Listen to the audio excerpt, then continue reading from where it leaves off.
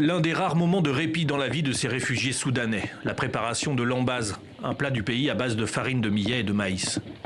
Ces hommes et ces femmes utilisent une cuisine publique d'El Fasher, cette grande ville du Darfour, la dernière à ne pas être tombée entre les mains des paramilitaires FSR. À l'heure de ce rare repas, ces Soudanais expliquent l'enfer qu'ils vivent ici. Cette communauté d'El Fasher est aujourd'hui confrontée à la catastrophe de la famine et à d'autres désastres. Nous avons actuellement du mal à obtenir de l'eau potable, ainsi que des sanitaires, afin de maintenir la propreté de notre environnement et d'éviter la propagation de maladies et d'épidémies telles que le choléra. El Fasher, environ 1 million d'habitants estimés, est assiégé par les FSR depuis mai dernier. La nourriture est limitée, certains camps de déplacés ont déjà été officiellement en situation de famine.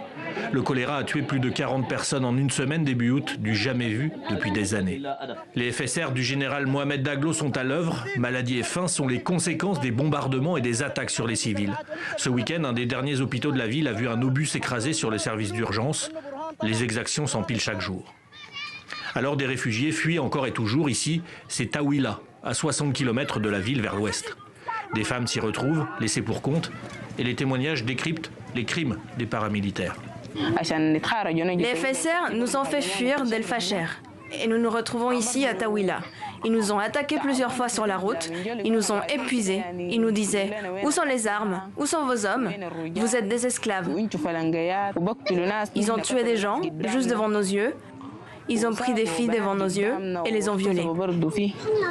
Dans l'hôpital de fortune de Tawila, monté par les Nations Unies, les femmes à la peau sur les os restent allongées dans l'attente de médicaments. L'aide humanitaire arrive au compte-gouttes dans le pays. Et les discussions ne donnent rien.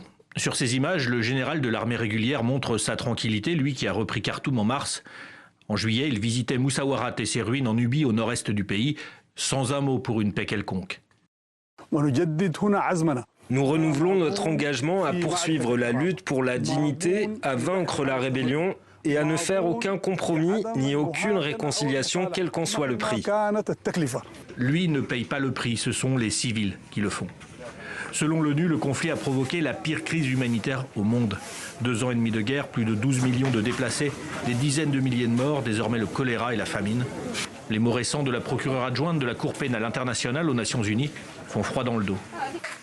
Le viol et la violence sexuelle sont utilisés comme des armes.